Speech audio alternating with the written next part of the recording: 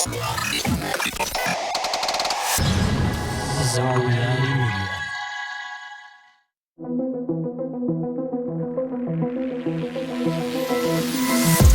The reality we live in can be a very strange place.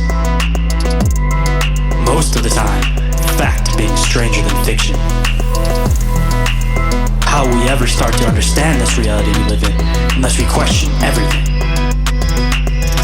Join me and a guest as we unravel the mysteries of this reality, one topic at a time. This is Inquiries of Our Reality with Shayn Jones.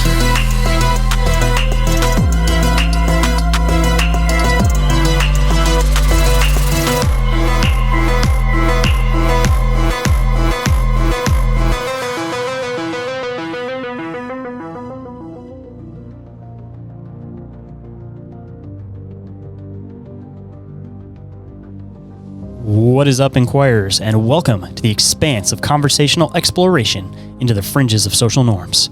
I'm the one they call Shane, and today for you guys, I have a guest I've been wanting to get on the show for a while. Tony Arterburn, CEO of Wise Wolf Gold and Silver Exchange, here to break down the significance of precious metals and the transformative potential of cryptocurrencies in today's economy due to the risks and downfall of fiat currency. But before we get into this fascinating episode, which he definitely breaks down for you guys, because I'm sure that sounds like a lot of complicated concepts, but he does a great job of breaking it down and making it so everybody can understand. But yeah, before we get into that fascinating conversation, we of course have to talk about the quick news and updates. Not too many today, just first and foremost, if anybody is interested in catching the next live episode of Bizarre Inquiries, that'll be happening November 6th. At 7:15 p.m. Eastern Standard Time over there on the Bizarre Reality Media YouTube, Twitch, and Rumble channels. And if you guys have any questions, clips, or articles you guys would like to submit for that, just make sure you get it to us before that. And if not, we will just pass them on to the next episode, of course. And if anyone is interested in still winning a free t-shirt of their choice off of the Bizarre Reality Media merch store, all you guys have to do is fill out a quick 8-question survey, all your guys' thoughts and opinions, all pertaining to the show. And if you guys don't mind taking that couple minutes to do that, I would greatly appreciate it on a personal level. It's all questions that'll help the show grow and improve as we go through the years. So if you guys don't mind taking that extra second to put a thoughtful response in, again, I would really appreciate it. And all else fails, you might end up winning a free t-shirt of your choice, again, off of the store. And that'll be going on until we reach about 50 entries. Currently, it is at about 25, so you guys definitely have time to do it. And if you guys are interested in doing that, that link is available down in the show description. And if anyone is interested in being a guest on the show, sharing their experiences or encounters, or contacting me for any reason whatsoever, you guys can do so through email, which is inquiriesofourrealitypodcast@outlook.com, or you guys could always call or text the Bizarre Reality Media hotline, and that number is 313-364-1551, and you guys can call or text that 24/7. And if you guys are interested in supporting the show and supporting my work over here, you guys can always go and check out the Patreon with 2 tiers available: ad-free / early access and full access, which with the full access, you guys get all the video content and you guys also get the 0.5 bonus episodes. A lot of cool stuff going on over there, and always continuing to try to grow over there. And then next, you guys could always go and check out the Bizarre Reality Media merch store with t-shirts just $15.68 plus shipping, which equals out to about $20, which is about average for a shirt now. And you guys can support the little guy in the process, which I greatly appreciate. And next, you guys could always go and donate to the show directly through PayPal, Venmo, Cash App, whatever you guys happen to use. Anything you guys might want to contribute to my work and research, I greatly appreciate. And if you guys simply want to be able to get me a coffee or an energy drink to keep me up through the night to be able to edit these episodes for you guys, again, any contribution I greatly appreciate. Value for value, as they say. So if you guys value the show, throw some value back. And again, I would more than appreciate it. And last but not least, you guys can always go and check out the affiliate links with some additional discounts and credits available for you guys. And I know that times can definitely be tough out there, and I completely understand that. As like most of us, all of us are going through a financial struggle at this current time. So if you guys would still like to support the show in some other ways, you guys could always take the time to go and leave a review or rating for the show on any podcatcher you happen to use. And once I find it, I will read on the show and give you guys a big shout out. And if you guys don't mind leaving some 5-star reviews, it'll continuously push the show up and make it so that more people are able to see it. And in return, I will hopefully hopefully be able to get some more awesome guests on the show for you guys. So the more exposure, the bigger the guests, the better the conversation. So that's hopefully what I'm going for you guys. And next, you guys could always go and follow the show on Instagram, TikTok, and Facebook. Interact with me. I definitely love talking to you guys and interacting with you guys. And next, you guys could always share the show through word of mouth with any friends, foes, enemies. Doesn't matter. As long as you think they might listen to the show, share the show with them, of course. And then you guys can also go and catch live shows and video content on the Bizarre Reality Media YouTube, Rumble, and Twitch channels. And last but not least, you guys can always go and check out my other show, Bizarre Encounters with Shayn Orin, deep diving into a lot of the same topics over here, but it's a lot more of our research and less the interviews. So if you guys like that format, you guys like some jokes along the way, and you guys are looking for another podcast to get you through the week, always worth going and checking out. And again, I would greatly appreciate it on a personal level. And every single thing that I mentioned is all available in the link tree, which is available down in the show description. And with that, let's get into the show.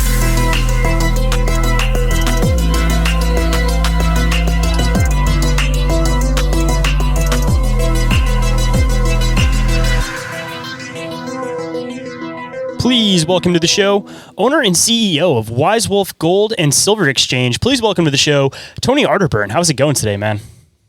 It's going great. I'm glad we were able to finally do this and everything lined up. I'm sorry we scheduled before, and I had business. If you've seen the metals markets lately and everything, I've had to delay and postpone stuff. So I'm glad we're able to do this finally. Oh, man, that's just part of, I guess, being part of the community, man. Stuff pops up, stuff happens, but I always say, man, shows happen when they're supposed to happen. So if it wasn't intended to happen last week, it might just be for some other reason that we might end up getting into something interesting today. So, like I said, everything lines up for a reason, man. But I believe that. Absolute pleasure to actually get you on, have a conversation with you after hearing about you on so many different shows. For any of my listeners that may be familiar with Charlie Robinson, who's a semi-regular guest on the show, probably made like 8 appearances at this point. You're one of the main people he ends up talking about in the beginning of his show. So I figured it was about time that I had you come on my end and we could talk about what you do. Well, that's a privilege to have Charlie Robinson mention me. And he always says the greatest things about me. I remember once I was feeling kind of down, and I turned on a podcast of his, and he just mentioned me, and it was like 3 minutes telling his audience, he's like, what a great guy. And he's the most interesting man in the world. He's like, screw the Dos Equis guy. You got to meet Tony. And I was thinking, wow, because you look at Charlie's background, you realize what a serious person this is. Like, this is a man who works extremely hard, massive character, the intellect. I mean, the books he's written, the shows he's done, and the integrity, because he really believes this stuff. I mean, he really believes in what he's trying to get people to think, and to analyze reality. It's so I wanted to give a shout out to Charlie, just being mentioned by him. And I'm in good company if he's been on your show that many times. Dude, Charlie's one of the greats, man. Anytime he comes on, we have no script, no idea what we're necessarily going to get into, but we always have a million different things to get into because he's one of those people, man. He's just got a million different perspectives on a million different things because he's done so many different things. I know. It's amazing. It's crazy. I don't know how you have that much time in the day to accomplish as much as that guy does, but I don't know either. I mean, if you really drill down to it, it's like the guy gets so much done. I just don't know how he does it, but he is amazing. He's an asset to our planet and everything that we do. Well, I guess kind of talking about stuff that people do, we definitely have to start talking about what you do over on your end with Wise Wolf Gold and Silver Exchange. So for anybody that may not be familiar with who you are exactly, what you do, why don't you fill them in a little bit on what exactly you got going on over there, man? Well, I've likened it to, I used to fill in on InfoWars a long time ago, back in 2019, 2020. I'd fill in for David Knight. And one time I made an analogy as like when I would host his show, he would come on before Alex. And it's a 3-hour show. And I would tell David, I would say, I treat your show like I borrowed your Cadillac, and I respect you. So I'm returning it with a full tank of gas. And, I better off than when I borrowed it, But my own life and my businesses is kind of like the Dukes of Hazzard car. I just trying stuff. I'm going to see if I can jump over this ravine. I'm going to see if we can survive. And I'm very fortunate. I got into this stream of history, that two colliding things, because I've always been interested in history. I'm a veteran of 3 foreign wars, and I've talked about this on many shows, but combat vet. I was a paratrooper in the Army and got to do the post 9/11 stuff. I was in the military right before 9/11. So I saw a lot of interesting things, Afghanistan, Iraq, and all that. So being part of foreign policy and history that was happening on the ground. And so I got to live that. And then I also love history, started intaking that. And by 2013, I was 33. I decided to run for Congress and finally go. I'd always wanted to do something on the radio. So I got on radio in Dallas at one of the older AM stations at Conservative Talk. And they thought they were getting like, oh, we're getting a vet. He's a combat vet. And so I think they thought that I was going to be, I don't know, some sort of like beat the drums for war or be some kind of Dan Crenshaw type person, but I'm Ron Paul and anti-war and all this stuff. And it's funny how most vets are.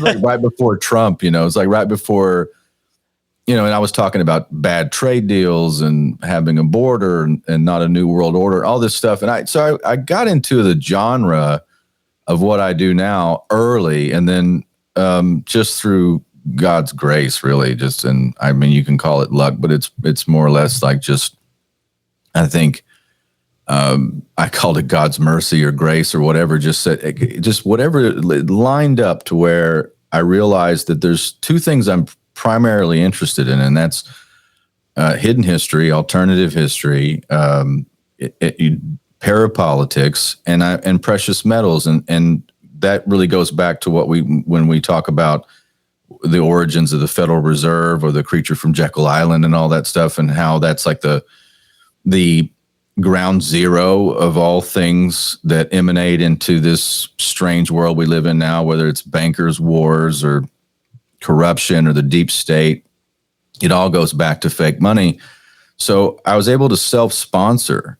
And so this fusion of what I do, which is, I'm not afraid to talk about, I love to talk about Charlie Robinson, but my friend Donald Jeffries, who wrote Hidden History, I do a show with him every Saturday called America Unplugged. I used to just read his books. I didn't even know him. And we got on the same station and became good friends. And we've done hundreds of episodes together now. And so I get to talk to these really amazing people and dig into history and try to find the truth and the nature of reality. And at the same time, I've been able to build physical gold and silver locations, and then being a dealer with a subscription program and all this stuff. So I'm able to sponsor programs of people that I believe in, because I believe in free speech and the free exchange of ideas and the search for the truth.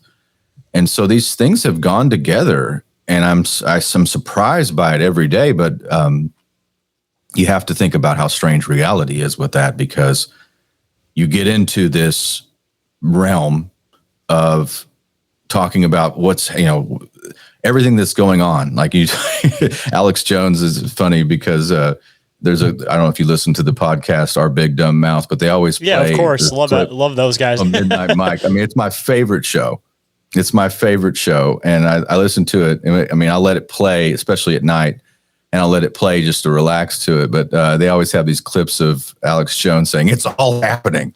And I think it is all happening. And I get to be front row seat for good or ill. I mean, I'm in it now. I mean, I can't shy away from it. I've crossed the Rubicon. So I'm very much known, I'm sure, by the lizard folk. I've made an impression. So I love what I do. I get to help people get out of fiat currency, which I believe is a satanic evil thing that robs you of your energy and devalues things, that it makes you work harder and harder to make less and less. And I get people out of that and get them into things that you would consider money through all of human history, like gold and silver. Or I even have, if you look at the sign behind me, I've got Wise Wolf Gold, Silver, Bitcoin. That's my my newest venture here in Texas, I took over an old branch bank that was an old Bank of America. And so it's funny, and we're in downtown Denison, Texas. We got Wise Wolf, gold, silver, Bitcoin. I didn't think I'd be doing that when I started this. I didn't think, I'm just trying new stuff. But we have a drive-through, and I'm like, hey, I've got a drive-through. I can help you get out of your Luciferian bankster notes, as I call them, LBNs, and put you in some precious metals. So I really, really am grateful. I get to do what I do, and I talk to people like you, and we get to just hash out ideas. And I have no filter because that's I just believe what I believe. Well, yeah. So I love what I do, and it's all the media and things that I get, and great shows like I get to be on. It's just a privilege. So yeah, anything that you want to talk about, brother, I'm open. I've last time I did tinfoil hat, I don't know if we even talked about metals till the end. I think I plugged like 2 minutes, and it was like an hour and 45. So, well, I don't think that I've discussed the whole idea of why metals are so important. I know that I've had Charlie on a few times, kind of skimming it a little bit and kind of talking about it a little bit, but you're the first person I've had on that's what you particularly do. So for anybody that may not understand what the importance is of starting to switch over your currency into actual precious metals, why don't you kind of lay down why it's so important for people? Well, the term that we use for modern money is fiat currency. And I try to get people to understand there's a difference between currency and money, okay? Now, they can be the same thing because money can actually circulate, but that's not what modern currency is. Modern currency is not money. Modern currency is an idea. It's just by decree, and they say so, and especially since 1971, when Nixon took the U.S. off the gold standard. So the reason that's important is because when you have an infinite thing and the money printer becomes the center, like we're always waiting to see what the Fed's going to do. Is the Fed going to cut rates? Is the Fed going to inject whatever into monetary policy? Is the Fed going to raise rates? Are they going to try to constrict the money supply? It's not a natural thing that happens in a free market or any sort of real system that would incentivize freedom, because you have to have something that they call it sound money, which for gold and silver, not necessarily just because it's sound and it's intact and has integrity, because it actually makes a distinct sound. And I always thought, wow, that's really interesting, because you look at what gold and silver represent, and they represent work, energy, finite. There's only so much gold and silver on the planet. And if you look at all the gold that's ever been mined and how scarce of a resource that is, it'll blow your mind, because you start thinking, well, you go back to when we went off the gold standard in 1971, gold was $35 an ounce. And the other day we crossed $4,300 an ounce for gold. But what if I told you that gold really hasn't gone up? Like, it doesn't necessarily buy more today than it did 100 years ago. Gold housed that value, and like it would buy about the same amount of clothes or grocery or fuel or land that it did 100 years ago. But the currency divorced from it and decoupled from it. And so anyway, it becomes more and more ubiquitous and loses more and more purchasing power. And the dollar's lost 50% of its purchasing power against gold in the last year alone. So if you're holding dollars and you're part of that system, which is insidious, you're having to work harder and harder and do more and more and keep up with, I got to put this in this, I got to have this investment or this thing. It didn't used to be that way, and the country wasn't founded on that. And no real true free market or great, strong economy is based off of fiat currency. Great empires rise on sound money and economic nationalism, which means they make things. And empires decline on fiat currency and free trade. And I'm against the free trade policies. I'm for free markets, but modern free trade policies, as we come to see them, are really the Trojan horse for global government. So I've been against that for a long time. And I like, in theory, I like things like tariffs, although we've seen kind of a funhouse mirror version of them the last year or so, and it's just making the markets whipsaw, and it really doesn't make a lot of sense. It's more like weaponization of the dollar.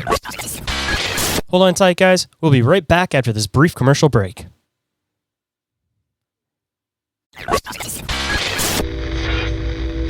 And now back to the show.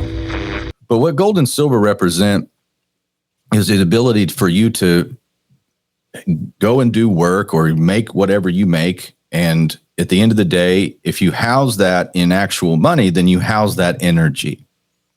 Because if you would have been saving in gold and silver and not saving in dollars, you've retained your savings. So it's really about, it's not necessarily, gold and silver aren't necessarily an investment, although you can do really well if you invest them. They're really about protecting you from geopolitical uncertainty, from inflation, from debasement, from corruption, and other things, because the counterparty risk, like I'll see if I got one with me.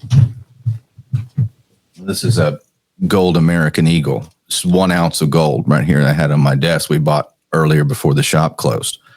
And that's worth about $42,500 today. So, you think about that. This was $35 in 1971.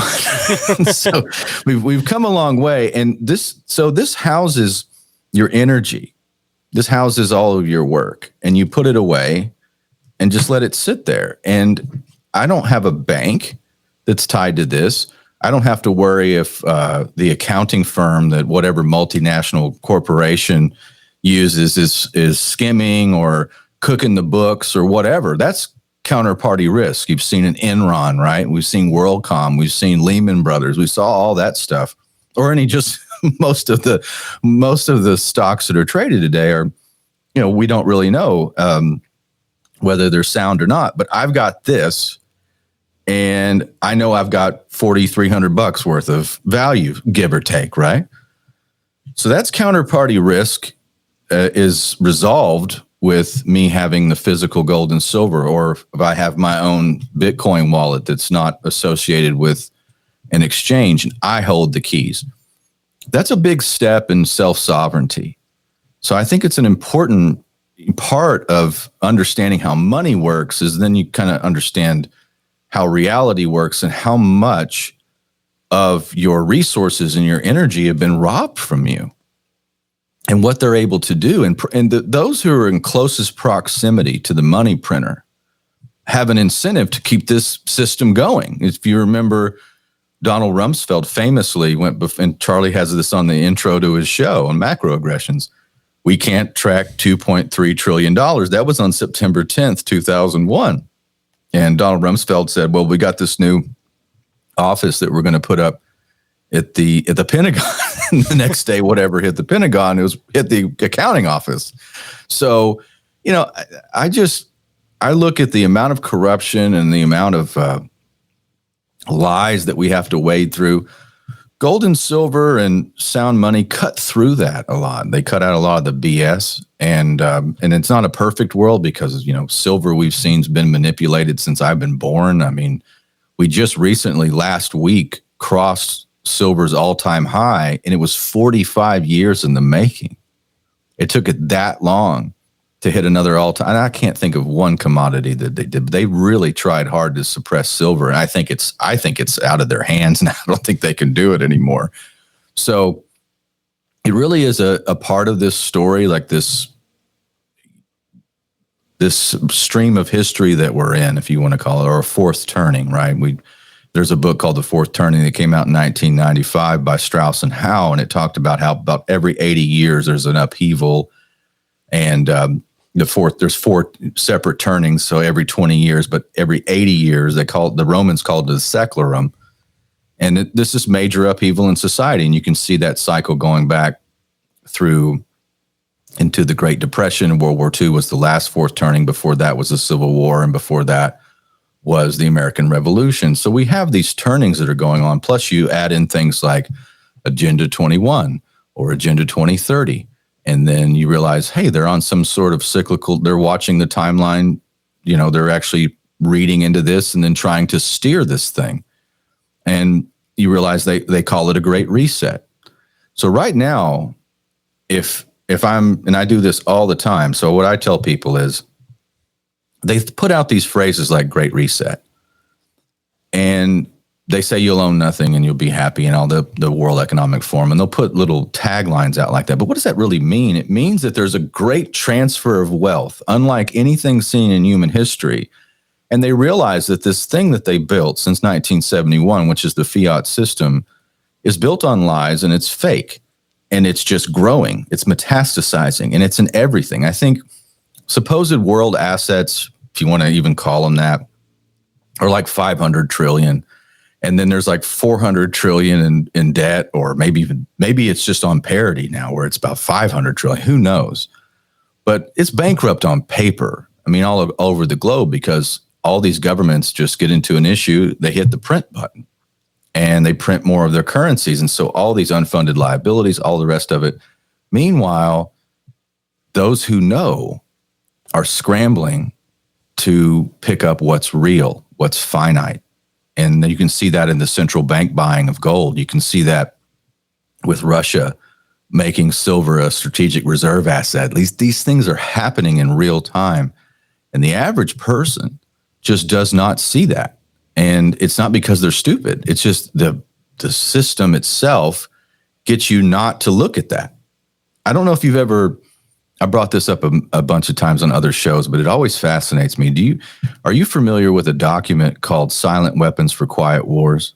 I'm familiar with the name, but I'm not familiar with what exactly it entails. Well, it's an interesting story. This really happened. So in 1986, somebody was at an estate sale, and they bought an IBM copier. And inside the IBM copier, when they got it back to their office or wherever they took it, was a document that somebody had made a copy. So the original was still in it. And it was a technical manual called Silent Weapons for Quiet Wars. And it was dated May 1st, 1979. And it's really interesting. Now, whether it's a fake or whether it was some sort of plant or whatever, or a copy of a copy or something else, the opening chapter, and again, it welcomes the person who's reading it. Welcome aboard.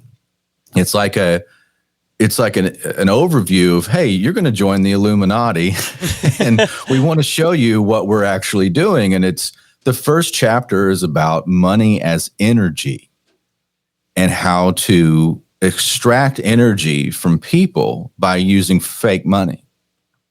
And then all the while, the folks that are doing that are buying real assets. That's why the income disparity and the wealth gap continues to grow and grow and grow, because there's a magic trick done. Well, we used to have, the father could go and have a job and then get a house and a car.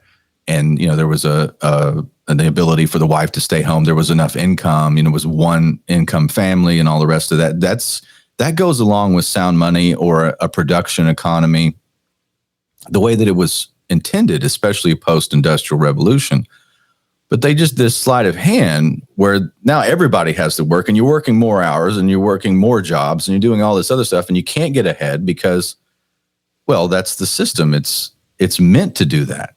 It's meant to rob you. So those who know are buying more and more assets, and those who don't know are just working harder and harder for green pieces of paper. And by the way, I work hard for green pieces of paper. I have to have them. I have to have the Luciferian banks or notes. We all pay bills with them. But the issue is, if you have the mindset and you know that system is rigged against you, you'll start thinking differently and making other adjustments to your life that you can mitigate your suffering, if you will. But it's an interesting story. I always tell people that whether that document, Silent Weapons for Quiet Wars, and it was in Bill Cooper's Behold a Pale Horse, by the way, whether that's real or not is not really the issue, but that concept is what's going on today. And I highly recommend people going out and looking at it.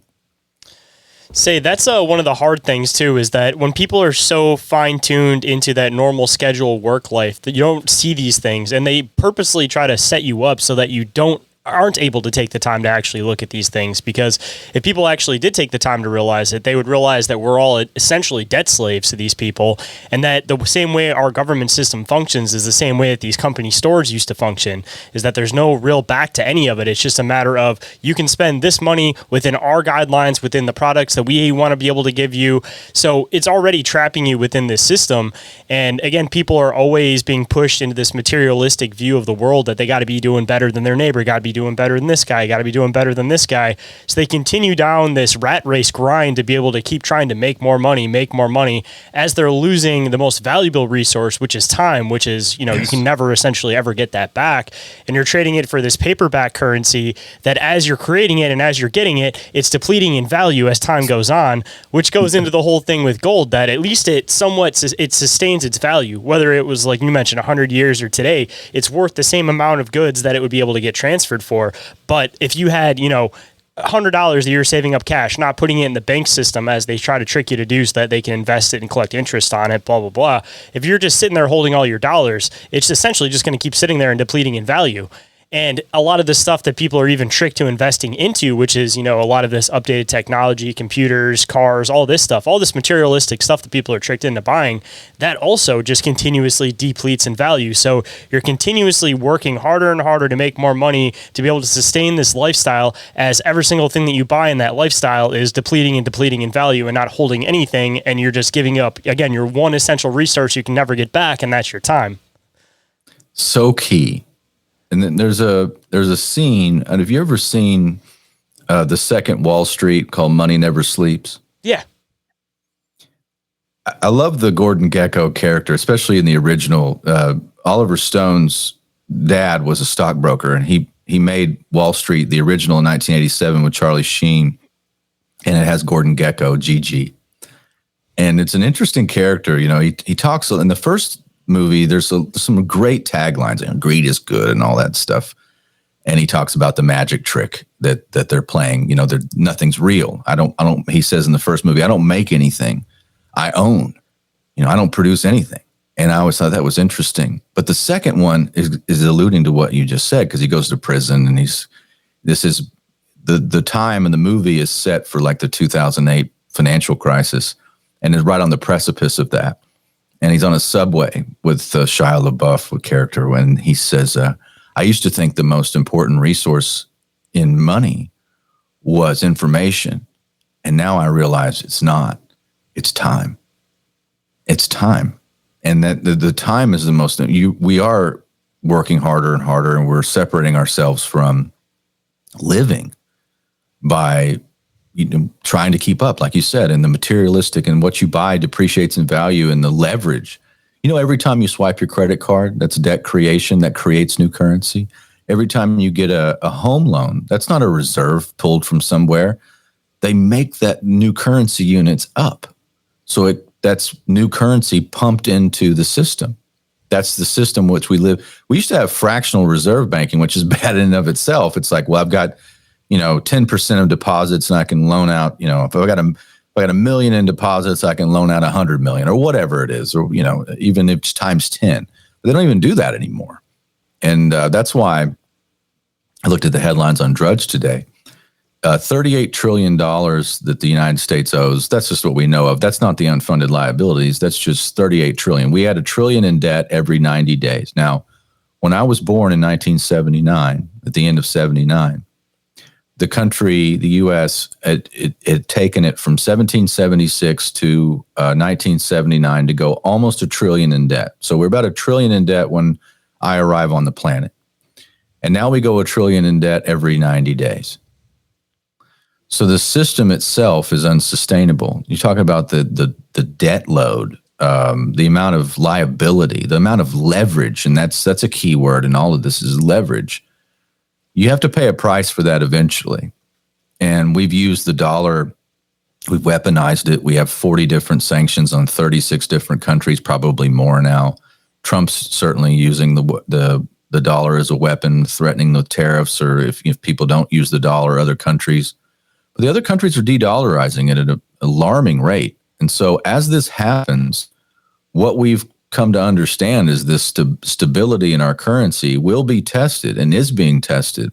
And so that's why you see these historic trends going on while the financial networks and the hairdos and the teleprompter readers don't really get it. Or if they do, they're just reading a script. Anybody can really see, like, we're not the same country. This isn't the same economy. A lot of these companies that are out that are being traded publicly aren't really even chasing profit anymore. There's something called you have the push by BlackRock for ESG, which is environmental social governance. Larry Fink from BlackRock has come out and said, we can change behavior through financial systems. This is like a direct quote that he had. And you look at BlackRock buying up massive amounts of residential housing and everything, especially since 2020. Inquiries of Our Reality will be right back after this brief commercial break, so stay tuned.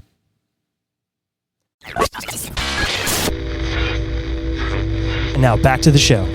All those companies that you see all over the place too, a lot of them I've dived back into further, and they're all owned by BlackRock. Like, we had one called Open Door that was all over Michigan. I don't know if it popped up in other states, but you follow it back down the line and it all leads to BlackRock. Like, so they even trick people into thinking that it's multiple companies buying this stuff up, but it's all the same company.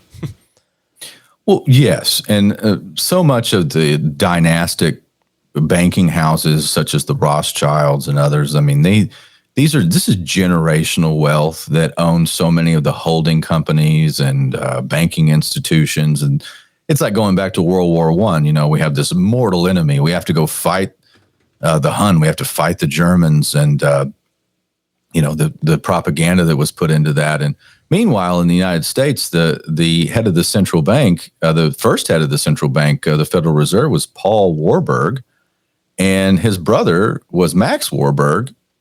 He was the head of the central bank in Germany.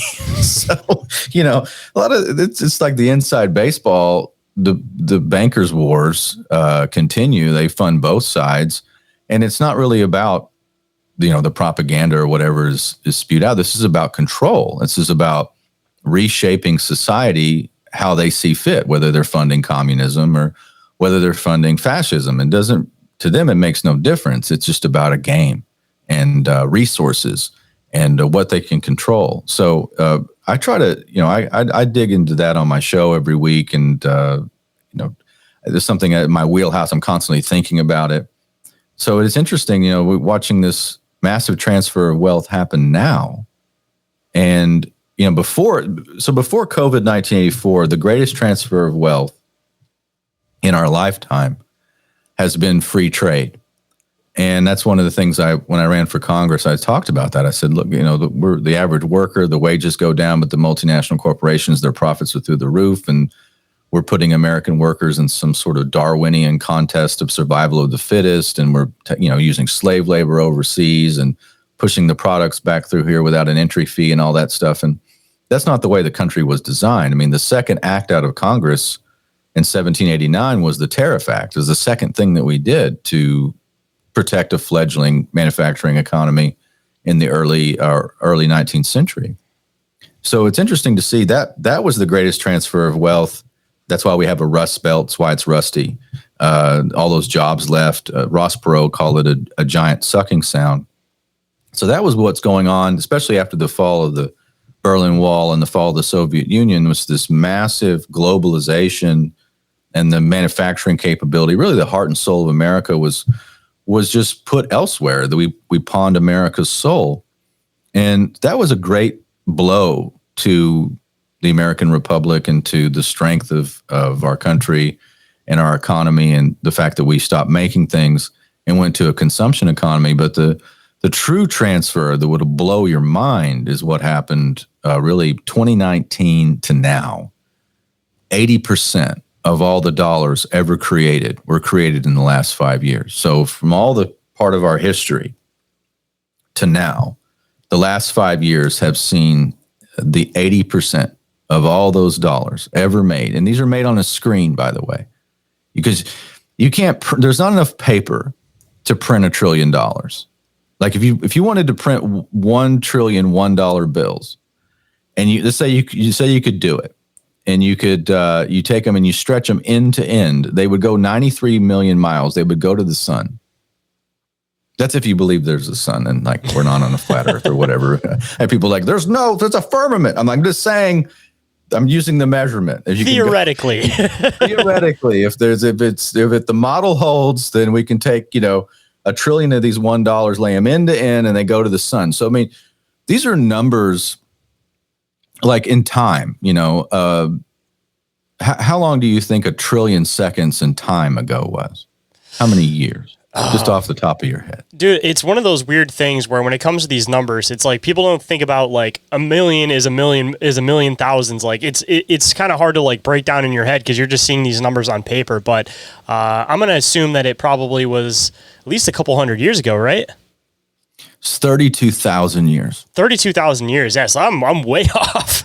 See, that's what I'm saying. People don't realize how many single dollars go into these bigger numbers because they're just hearing these bigger numbers getting thrown at them. Like you're talking about the system earlier. Desensitized to it. Yeah, exactly. When I remember I first heard that metric and I go, holy hell, is that right? Well, it is because a billion seconds ago was 32 years and 1,000 billion is a trillion. So 32,000 years ago is a trillion seconds. So these are numbers that, first of all, it's fake. You're never going to pay it back. But what it does is it creates this debt burden and load on you because there's no fiscal sanity. And, everything's bogged down and weighed against that and credit ratings and all the stuff. This pressure put down on regular people. And so you can't get ahead in that sort of environment unless you're never really going to truly outpace this thing, but you can mitigate a great deal of the pain. That's my opinion. You can, sovereignty for yourself and peace of mind are more important than things. And I'm not in love with gold and silver. I don't want to be like Scrooge McDuck and then jump, open my vault and jump into the coins. Like I don't want to do that. First of all, you break every bone in your body. That's what I was going to say. But second of all, I'm in love with it. It's neat. It's a cool thing. There's an ounce of gold. Fine. Even at the simplest point, it's one of those few things that it doesn't matter what country you go to, what place you go to in the world, it's always going to hold value. How many times have we already seen different types of dollars just in our lifetime that went from being the regular currency to just being worth absolutely nothing? So, just off that simple factor, you can literally freely travel wherever you want and this will still hold the value that it holds. And even if these systems collapse, every government system collapses, this piece of precious metal will still hold its value. Yes. And it has been money through all recorded history, and the gold and silver will be here long after we're gone. And there's so much the history of gold is fascinating, like the history of metals and how human beings used it as money and recognized it as money. It's something very spiritual, something that's underlying our existence. That's why I don't think any of this is an accident. I believe in God. I'm a spiritual person, and I don't think that this is some, like we're just an accident floating around in space or something. I think there's a purpose to this, and maybe it's a test. I don't know. We don't need to get too philosophical, but in the current environment where we're just inundated with fake, you start looking at things. Like you go on the street and you say, "Hey, do you want $10? Do you want an ounce of silver?" "Oh, I'll take the $10. Well, the ounce of silver is worth $50. But you don't know that. Like the average person doesn't know that. Or you want a candy bar, or you want this 1 ounce silver eagle? "Oh, I'll take a candy bar." You see that all the time. People don't know what money is, and they're getting left behind. Where the elite, they know exactly what money is. They're hand over fist. They're taking fake things and buying real assets with them. And we're seeing that all over the world. And the accelerated rate is alarming. You go back to 2009, the buying of gold by central banks wasn't zero, but it was damn close.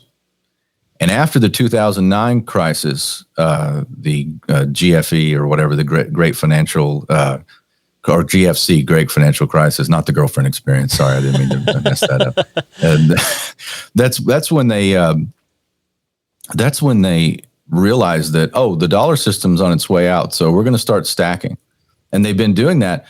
We just crossed the metric, I think, last week, where central banks around the world now hold more gold than they do U.S. Treasuries. And it's just a matter of time before central banks around the world hold more gold than they do U.S. dollars. Right now, it's the dollar and then it's gold. It used to be gold way down here. And then in 2021, the Bank of International Settlements said, hey, we're going to make gold a tier 1 asset, which takes it from a commodity to a currency. So it just passed the euro about a year ago. So the euro was second and gold surpassed that. And the European Central Bank said, hey, we got to do something about gold. It's a real threat to the economy. It's a threat to your system, but it's not a threat to the person who wants to be outside of your system. So, that being said, there's a lot of opportunity too. There's a lot of opportunity built into all of this. I don't want to just be, doom and gloom. I think that if you're aware of this and you can see the writing on the wall, which is also, that's a phrase out of the book of Daniel about God's handwriting and it has something to do with the debasement of silver and gold. If you actually read that book in the Bible, it's really interesting. But I think if we're paying attention, those of us who understand that we're in a transfer of wealth right now, and the dollar's not going to go back to being the way it was when we were growing up. And there was some stabilization of it. It took a while to bleed out, and we're in the throes of that right now. If you look at history, the average fiat currency, it lasts about 26 years on average. So if a country creates a currency not backed by anything and they just say, use this as money, it'll last for a little while. And then the average is about 26 years. So we've doubled that because we're the world's reserve currency, and it has something to do with usage and money velocity and stuff that's outside of my pay grade. And maybe it's supposed to sound smart, but you can just chalk it up to a Ponzi scheme. So people still use it, or the petrodollar, or things linked to oil and all the stuff that we did in the 70s that expired last year. So we have this, great reset going on where they're just resetting everything, and they're going to leave you holding the bag. That's my theory, is that the average person, and there's going to be a move to digital through stable coins or a central bank digital currency or some sort of hybrid of that. And they always use a crisis to usher in. They use a crisis to precipitate their next move. So just having a little bit of information about how money works and what is money. And by the way, that's a philosophical question that I continue to ask. That's a fascinating conversation. I don't know the guy. There's a guy that has a podcast called What is Money? His name is Robert Breedlove. I don't know him. Fascinating show. And they talk about what is money. And he has a lot of Bitcoiners on, but and not necessarily a lot of gold people. I do both because, and I get flack from Bitcoiners and I get flack from gold people. And I'm like, yeah, but they're all finite. I mean, maybe you disagree on what Bitcoin actually is or the origin story of it, and I don't know. I mean, I can't pretend to know everything about everything. But I just see it in this realm, looking at what is finite and what cannot be replicated easily is a good start to understanding what value is in this contest that we're in against the lizard folk. I mean, that's what it seems to come down to, man, first and foremost, money only holds the value that people put on this particular material. So, gold, it is scarce in the world, but the only reason why it holds the value that it does is because people have an interest in it as a material. So whatever people put their focus on, that's of course going to be whatever the means of income is. But kind of moving into this more digital age, it kind of seems like the way to be able to retain value in something is to make it so that there's only a set amount of it, which is exactly the same way that it seems like gold and silver have functioned through time. And it's the same way that Bitcoin is seeming to work. And I'm not going to pretend like I know too much about as far as the crypto market or anything like that, but it seems like the reason why Bitcoin has been so successful is because when it was initially created, there was only the set amount of what it was, and now it's kind of been fractured down from there. So it's essentially working the same way gold does, but in a digital variation. But a lot of these other cryptocurrencies, it seems like they're kind of working almost like how the US dollar does, where somebody creates it, people have an interest in it, they just keep reproducing more, and in turn by producing more, with every single one that you produce, it ends up losing value, not realizing that, again, if some of these markets, as soon as people get an interest in this particular type of crypto coin, only have that set amount and kind of work from there.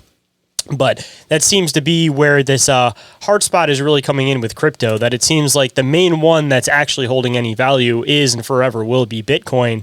And all these different governments are trying to recreate their variation of it, but it's just not picking up because it also doesn't have that free market ability to it, where it's not particularly this country's currency or this country's currency. It's like one of the few that functions because it's completely international. Right. Hold that thought. We'll be right back after this brief commercial break. And now back to that deep conversation you crave. Bitcoin's origin story, it has to be what it is in order for it to be what it's become. And if you don't have that mystery, if you don't have like the decentralization of it, not owned by a company, not owned by a country, not a person, and it's just this decentralized network that people run nodes all over the world and back it up with different systems and all the mining and all the infrastructure that makes the Bitcoin network possible. Without that, then Bitcoin doesn't really exist, or it's just another thing, or it's just another fad. The fact that it's come all this way, I remember I was so broke. I was in 2016. I bought my first Bitcoin ATM. I was in real estate. I had one commission that I was waiting on. I'm like, I'm going to buy an ATM. And then I think Bitcoin was trading at $400. And so I just watched people going in and they were buying Bitcoin in the machine. And so I was like, I got to get one of these. And I wish I had just kept the Bitcoin. But I learned a lot about, I always want to help customers. I build a business and provide something. So I got to know enough to be dangerous about Bitcoin. And what I've watched it do as it's made more and more inroads is transform, I think, the way a lot of younger people think, and even older people, and it's turned them on to what the Fed is and what fiat currency is. And, you look at the structure of the deep state or anything that they use these money printers to do, and Bitcoin's the exact opposite. It's almost like in the Greek tragedies that they would write, the plays and things, they would have this concept of hubris. Hubris would be like the ultimate the ultimate conceit, the ultimate arrogance, and then it would always summon nemesis. So it would summon your destroyer, kind of like Ghostbusters, when they summon the Stay Puft Marshmallow Man, and that's what Bitcoin is. It's the nemesis to, in my opinion, is to what the dollar and what fiat currency has become, this monstrosity. Because when you look at the metrics of it, there's some fascinating figures behind Bitcoin. There's 22 million millionaires in the U.S., just in the U.S. alone. In the world, there's like 58 million millionaires. So give or take, right? Whatever whether I'm right or wrong about that in the realm of reality, I think it's somewhere around there. So there's only 21 million Bitcoin that will ever exist. And if you take the 4 million that are lost or Satoshi's wallet, so let's say you're at like 16 million that really will ever exist. There's more millionaires on Earth than individuals who own $1,200 in Bitcoin. You talk about a scarce resource. I did this. I was running through AI the other day, and I was just like, I need to know how many individuals own at least one Bitcoin on the planet, and it's just over 800,000. So, of the billions of people on the planet, so you can't make more Bitcoin. And so, if every millionaire in the U.S. said, I like to diversify, I like to own at least one Bitcoin, can't. You can't get just one. Not every one of those people can own at least one Bitcoin. That's how scarce it is. So when you see people like Michael Saylor and he's buying thousands and thousands at a time, it really is interesting to watch. And you how this story is going to turn out. I don't give investment advice, and I don't know what the price is going to be. But if you look at the market cap of everything, and like I mentioned earlier, let's just say there's 400 trillion in liquid assets supposedly around the world. That's real estate, currencies, sovereign wealth funds, all this stuff. So let's say there's 400 trillion. The market cap for gold's about 20 trillion, and the market cap for Bitcoin, I don't know what it is now, but let's say it's 3 trillion. I think the market cap for silver's 2 trillion. And I could be wrong on this, but I'm within error. I mean, it's close. It's enough to be dangerous. So let's say those numbers hold. That doesn't make any sense. How does all the real money have this tiny fraction of value compared to all this other stuff that is ethereal? Like does it really have any value? Like a lot of stuff that's over leveraged, overpriced, and overbought. And so I just feel like I'm in the right business because I'm dealing in something that's very scarce, especially the precious metals part, because they've always been money, and gold can do something that Bitcoin can't do. And that's exist in the third dimension. I can put it in my hand. Although I like Bitcoin, but again, you get these arguments where Bitcoin's going to demonetize gold. Well, it's not. It's going to do another thing. It's another asset class that can be used. Like right now, if I want to send you $100 in Bitcoin, I just scan your wallet. It's done. And that's confirmed. We have no bank. This is confirmed on the blockchain, and it's forever. It can't be, reversed. And, if I own my Bitcoin and I have my keys, that's my wallet. That's on chain that nobody can access, right? In theory. This is so different than what fiat currencies are. So it's just a fascinating thing to watch unfold. And I didn't think that things would happen this fast that they're happening, but they definitely are. There's an unraveling. I think we're about halfway through the Great Reset decade, which I think 2020 opened up with a bang because they have a timeline. And I don't think everything's going great for them, by the way. No. I don't think things are on metric, and that's in large part because people and consciousness was raised, and there's just more people thinking skeptically, which is good. You should always question. You should question everything I say. Don't follow me. Go look for yourself. If you like what I say, back it up with your own thought. And have something that you can prove, or at least work at it is always a good place to start. But I think there's more of that mentality than there's ever been, and so that's a good thing. Oh, yeah. People are actually starting to pay attention. And I mean, how long have people been saying to follow the money? And people are really starting to realize that and do that. So, if the governments are actually starting to try to buy up gold and silver, of course, people are going to start pushing in that direction and try to mimic the same thing they're doing, because they know that their own government systems are going to collapse and their own money systems are going to collapse. But, even the whole Bitcoin thing, man, it seems like all these governments are trying to buy up Bitcoin. And I'm kind of wondering if maybe the initial response that they were trying to do was to try to buy up as much of it as possible in the effort to be able to try to control it, or possibly even turn it into like their own variation of income. But, maybe eventually they'll continuously try to get to that point. But, if all these different governments are slowly buying up little bits of Bitcoin, and of course, there's going to be a lot of people that are going to trade this for, materialistic value or materialistic things in order to, keep shuffling it over.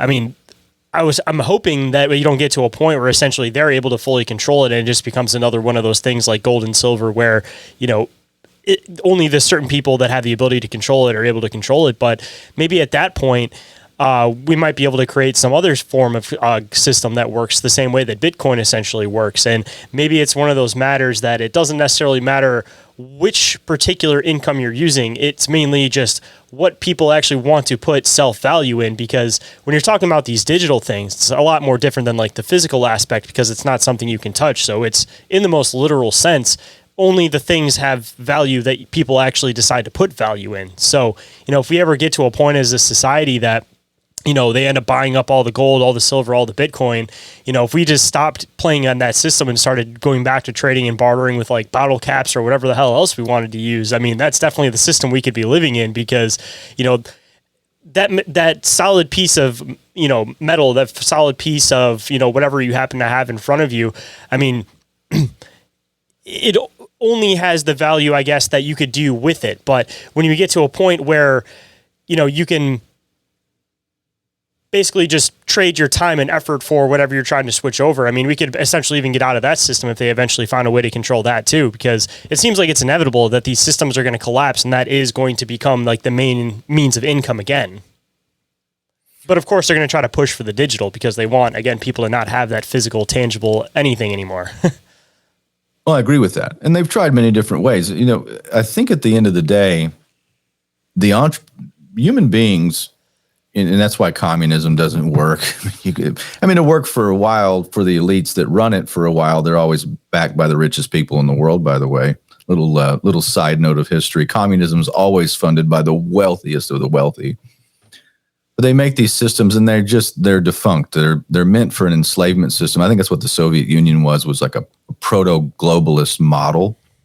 And they're trying to get people to buy into it, and people didn't buy into it, and it eventually collapsed under its own weight because human beings want to go create stuff. That's why we're made in God's image. God's a creator. And so we're supposed to create and do things. Doesn't mean you have to have your own business, but you could be the best of whatever. You make something and you make something better, and then you can improve your situation that you're in. That's the point of it, of living, to make the world a little bit better, or express yourself in what you're doing. And I think that's human nature. It's built into us. I don't believe in somebody like Yuval Harari, who was, the guy who wrote Sapiens, and he's just this psychopath that works the World Economic Forum. He's like, man is a hackable animal. No, he's not. It's not. We're made in God's image, and we do have a purpose, and we're creators by nature. And I remember being in Iraq. It's 23, is my third foreign war. And stuff's on fire. I just gotten there, Mosul had fell. So we rolled in the day Mosul fell, and I took over the Iraqi Republican Guard barracks. And I went out on just to go on patrol. We didn't know what the hell was going on, and had no mission. It's a bizarre, piece of history that I lived through.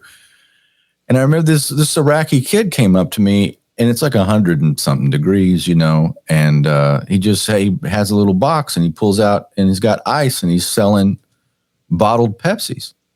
I hadn't had a Pepsi, and I hadn't had a soda in weeks, I've been in Kuwait, and it's, living in Kuwait's like, try walking around blowing a hairdryer in your face. That's what it's like. It's like you just, everything is really hot, and you can't hardly breathe, it's just, it's a desert.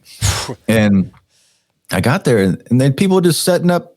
These are the bravest entrepreneurs I ever seen in my life. And they're just, a lot of them were Turkish kids or Kurdish kids, and people from all walks of life. And they're still making things. Stuff's burning. And I thought, wow. And I always go back to that, people, what's going to be like, they do this or that and the economy collapses. I'm like, people will still, it's just part of what we do. And I think finding a means to transmit value between us has always been an important part of having civilization work. So fiat currency does a terrible job at that because, again, it promotes things that shouldn't exist. It funds wars that shouldn't go on. It funds politicians that never should have gotten there, or entertainment, or buildings that shouldn't have gotten built. And free market and sound money fund things that actually should, because it's based off of real economics and real risk and other things. So I just try to err on the side of, hey, I'm going to look at history as my guide. And I believe that, I'm right, and that, these fiat systems are corrupt. And I'm going to do everything I can to live my life outside of that. So I think there will always be, physical precious metals to trade in. Even, look, the FDR had an executive order in April 1933. It's like, turn your gold in. And a lot of people did. But, I buy those gold coins every single day that people didn't.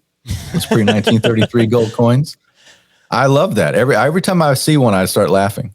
I'm like, yep, there's another. Somebody's grandpa was like, I'm not doing that. Exactly. Because the gold was $20 an ounce. He told you to turn it in. And then they raised the price to $35 an ounce once they felt like they had enough. And a lot of that gold went to the Bank of International Settlements in Basel, Switzerland, which was always the play. And they raised the price. So that may happen. And, governments will always do whatever they're going to do. When it comes to Bitcoin, I think, and this is just my opinion, I have no evidence of this, I think they ran the simulations and said, we got to get out in front of this thing as some sort of steerage, or it's going to overtake us eventually, or we're not prepared for the fallout, if this thing continues to be this decentralized medium where people can get into it outside of the stock market, outside of their bank, nobody's debanked in Bitcoin. You want to go download an Exodus wallet. That's on the blockchain.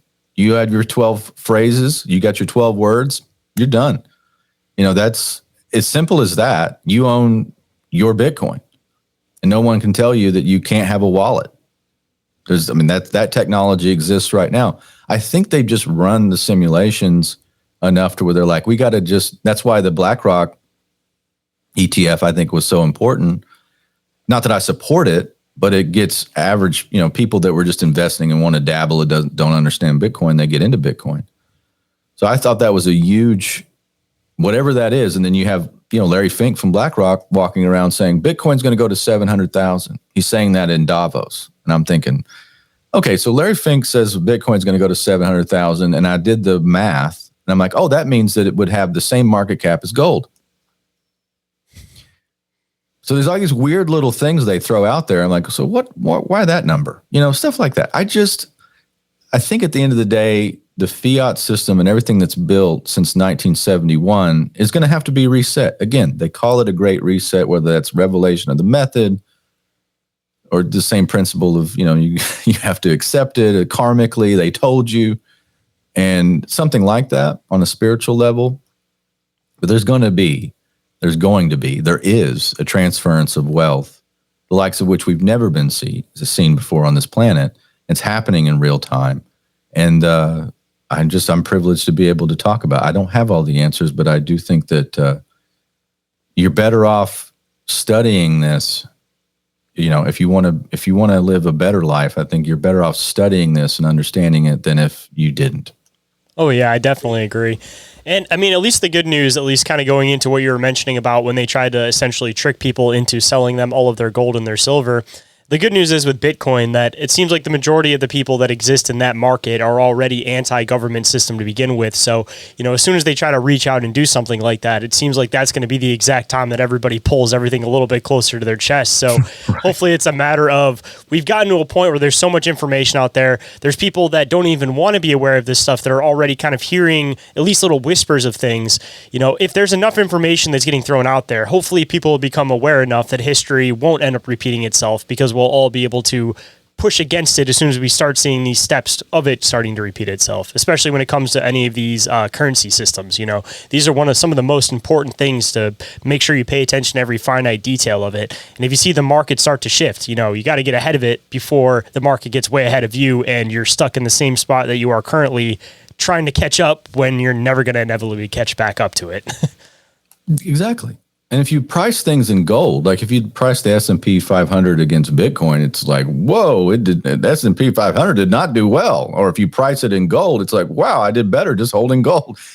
Some of it's just a big magic trick. We watch The Wolf of Wall Street, with Matthew McConaughey's character. It's like it's a fugazi, it's fugazi.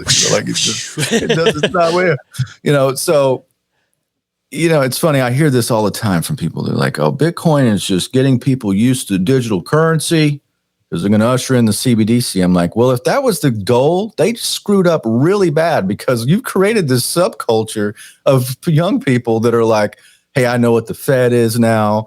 I know what fiat currency is now. I know what debasement is now.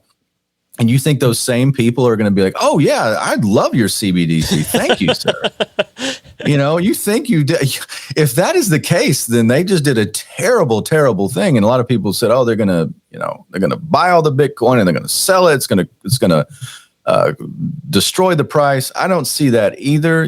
There's just too much in it now. Whatever it is, for good or ill, which I think good, if it continues on its current modality, I think it's a good thing for the planet. And it goes right along with gold and silver. A lot of these, they may need Bitcoin for something. It may be maybe they have to have it for something. I don't know. Maybe it's the stable coin valuation or something, but I don't know. It's a fascinating time to be alive.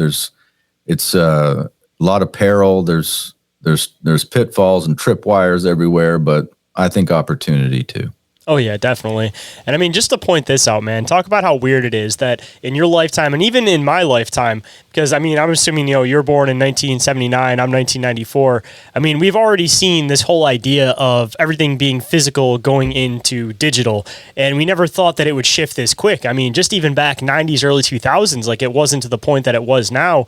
Like never in a million years did I ever think that we'd ever usher in this digital age where there's no physical copy of anything, let alone now we've even established a point where you're creating these currency systems that also, again, have no physical component of it. But if we are going to exist in this world, which regardless, I feel like we're inevitably going to get to this point, it's a good thing that the people as a whole are the ones that are controlling the main currency system rather than the governments. And that's one thing that people always have to keep in mind, man, is that's like that one that got away from them. If they would have came up with that idea first, they would have been all over it. But I think it's one of those things that naturally happen within the community. And now it's one of those things that's out of control and they can't do anything about it. And as much as they want to, like you mentioned, it ushered in this new generation that's aware of all of these different financial systems. So, now it's almost like Pandora's box. It's been open and they're trying to pack it back in, but it's never going to happen the same way that they thought or they hoped it would. I mean, even with all the COVID stuff, same thing. They played their cards too soon, and now they're screwed. The Pandora's out of the box.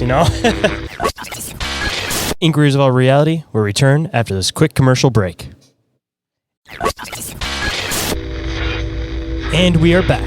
So let's hop right in. I do think I think they went too fast, and I think their predecessors and the ancestors of this generational wealth, the oligarchs, they were a lot smarter, and they got more sloppy as time went by. You kind of the JFK assassination, masterpiece. 9/11, impressive, but a lot of flaws. And then you go for COVID, wow. That's the best you can do. Like, really? That was the play. That was the lockstep lockdown thing that you put in place to. It did a lot of damage, but you also, again, you're right. It's Pandora's box. You opened it up, you can't unsee it. When I think was it Einstein said, like, once somebody's mind is expanded enough to accept or understand a new realm of ideas or reality, it can't shrink back down. So you're not going to get those people to go back into the box, I mean, even going in with the whole Charlie Kirk thing, man, it's like nobody on either side believes the main narrative anymore. And this is probably one of the first times in history that even like my dad, who's, watches the basic news, he's fallen into the whole idea of like the pharmaceutical industry. He's completely wrapped up in that. Even he's sitting out here questioning the whole thing, saying like, yeah, that's weird. They were saying this and then they're saying that and then they're saying this. Like we've issued in a point where even the people that were, just news watching sleepers are now starting to wake up to these ideas. And they're like, all right, yeah, that's weird that they said that in the news, but I heard something different over here now. Yeah.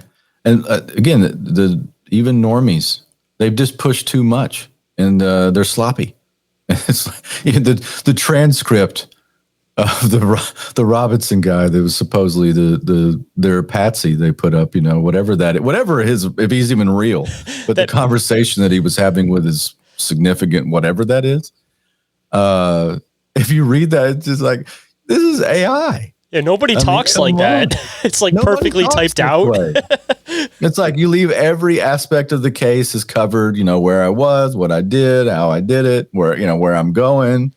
I mean, come on, man. I mean, in so many, you could get into, originally in the JFK assassination, they recovered a Mauser, and then it turned into the $12 mail-in order rifle, the Mannlicher Carcano, the Italian bolt-action rifles. But originally it was a Mauser. People were like, no, I found a Mauser in the 6th floor, the book depository. And I thought, that's the first thing wow, it's a Mauser? And how weird is that? Like the symbology of it and just everything with that. It just reeks of some sort of psyop and, but they're doing that. That's what it's in your face. And if you accept that, if you're really going along with that narrative, I mean, God help you. But that's not really what happened. I don't believe any of it. No, man. I mean, look how fast a lot of that stuff was suppressed. I mean, you saw the videos all over the place.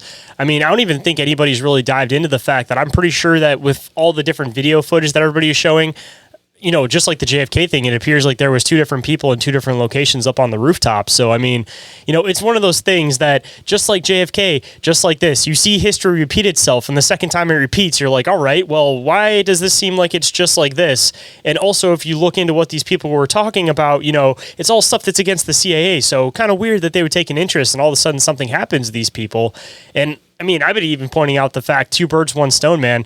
You go after Charlie Kirk, and you had everybody starting to team up to start trying to get information on Epstein. And then as soon as this happens, you get the sides to split again. And then as soon as the sides are split again and one side wants to blame the other, then you start throwing out this montage of information where it's like, here's the guy in a Trump shirt. Here's the guy talking to his maybe boyfriend, maybe girlfriend. Here's some clear photo clipping when it comes to adding the Trump design onto the guy's shirt.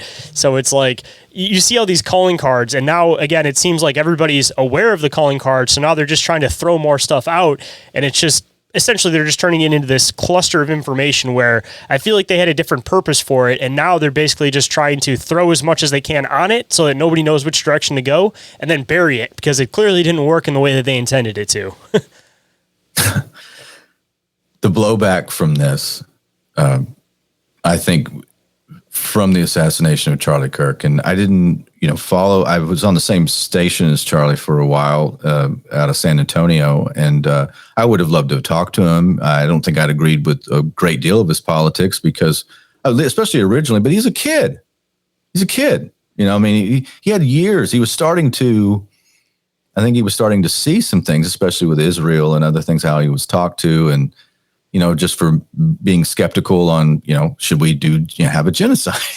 No, he was pushing back on that, or his, even on some parts of conservatism and stuff. I think he was starting to see a bigger picture, and that was a danger. It's a danger to the establishment of that just cookie cutter narrative that they've used for years that has really done a great disservice to this country. And it's unfortunate. And, the conservative movement in large parts of Paper Tiger, or worse, it's meant to steer you into something disastrous, which it has, whether it's the Iraq War, or all of our foreign adventures or things that we do, our domestic policies, our border policies, all that stuff that has been a misdirection. I think a lot of those days are over, and, you can't put that genie back in the bottle. So interesting time to be alive. Oh, yeah, man. Ain't that the truth?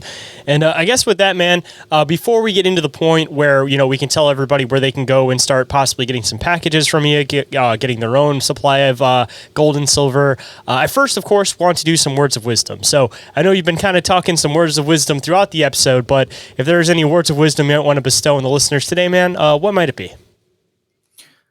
I would say everything I've learned in my life, and I'm 45, I'll be 46 at the end of the year, is that thoughts that you hold in your head and your subconscious and the things you tell yourself, they become real. And that's the magic of life. It truly is. Like all of this that I've done, and I have a small piece. I don't have a giant empire, but I have a small piece. And everything that I have is a thought. So what you think thoughts become things. And that's not just woo-woo, that's real. And that's the magic that every human being has. Doesn't mean it doesn't mean you're a special person if you create something. That's what you're supposed to do. So be careful what you let in your mind. Be careful of the people that you listen to. Be careful of the own limitations that you put on yourself. Because what you think about, you bring about. So the importance in this realm and all of the stuff on this timeline, it's more important than ever to be a soldier at the gate of your mind. Only take in things and believe things that are true and beautiful and that serve you and others. Because if you let them capture you in this psyop or whatever it is, and everything's bad and nothing's real, and that's nihilism, and ultimately it's death. So I think that it's important to hold on to that thought that we're created in God's image, and that we can create by what we believe in, and it becomes manifested, it becomes reality. As Terrence McKenna once said, if you don't follow your own dream, you start to become part of somebody else's. So you're correct. You're an definitely NPC. Some words to live by, man. Hold on tight, guys. This is our last break, so stay tuned. And we are back to the show. So let's hop right in. And if anybody possibly wanted to come and check out Wise Wolf Gold and Silver, they possibly wanted to figure out how to, start maybe collecting some monthly packages, get some stuff sent to them. Where can people come and get some information on all the stuff you do? And where can people get some information on all of your different stuff you do as far as gold and silver goes? Well, easy to find. You can go to my website is tony.gold. You can find me there. That's my personal website for my shows and links to my podcasts, and you can message me there. That's easy. So tony.gold. And then I have Wise Wolf, and that's a gold and silver. And we've got 2 locations, one in Missouri, one in Texas, but we serve nationwide. And then we also have the Wolf Pack, which is wolfpack.gold. And that's our subscription service, which is very unique and starting as low as $50. And we pack the packages, send you metals direct to your door. And like clockwork, I got close to 1,400 people all over the U.S. that buy from me automatically. And we just love to have those people that keep me busy. I'm always trying to find new products and interesting items to put in there. So wolfpack.gold, and you can use a promo code 1776 if you heard me here. You get some free silver if you are interested. And you can also do one-time stuff. You can do one-time. You don't have to sign up for the recurring, but anything that anybody ever needs on precious metals, not hard to get a hold of me. I got a great team. I got people, but if you ever ask for me, you can get directly with me. And man, with all the prices of everything going up, man, it's never a bad thing to, not necessarily turn over your entire income into gold and silver, but at least, get yourself a little pocket so that you have a rainy day fund where if anything happens, you at least have enough that you can take that, you can get away, you can get somewhere if you need to, you could possibly trade along the path for it. So you don't need a giant pile, just a little bit of something just to possibly get you through if you need it. Just that rainy day fund. And if all else fails, if nothing ever happens, you, again, have some money that's maintaining its value, and you could turn it over one day and get something you might need in the future. But, at least it'll maintain its value, and you'll have that rainy day plan. That's the plan anyway. I have a little bit left, just a little bit to work your way through a system if it collapses. And if not, you got some great savings. Exactly. Well, man, I appreciate you making the time to come on today. I appreciate you taking the time to break all of these concepts down because it hasn't been something that we talked about too much on the show. But I'd definitely love to have you back on in the future. I know there's a million different directions we could also go in. You were talking about hidden history and everything, and I know we could definitely dive into that one for hours. But again, man, I appreciate you making the time to come on, and I'm looking forward to the next time we get to chat. So am I. Thank you. If anyone would like to get in touch with me for any reason whatsoever, you guys can do so through email, which is inquiriesofourrealitypodcast@outlook.com, or through social media. Instagram, Facebook, and TikTok are the ones that I'm the most active on. Or you guys can also get a hold of me through the submission form, which is up at the top of the link tree. And the last way you guys can get a hold of me is by calling or texting the Bizarre Reality Media hotline 24/7, and that number is 313-364-1551. And if you happen to miss that or anything else, it is all available down in the show description off of the link tree. And with that, hope you guys enjoyed the conversation. Hope today's show has connected some dots in your own reality. And I'll catch you guys in the next one. Have a good night, everybody. Reality isn't what it seems. Abductees taking aboard a craft with a tractor beam. Is life a simulation or an astral dream? Aliens travel through black holes in different galaxies. Life is a bizarre odyssey. With a mic talking about philosophy. Well, Bigfoot is stalking campers as a Wendigo walks through the woods of sharpened antlers, using a Ouija board to talk to the dead like a necromancer. There's so many questions and not enough answers. So if you're interested in mysteries and abnormalities, tune in and listen to Inquiries of Our Reality. So if you're interested in mysteries and abnormalities,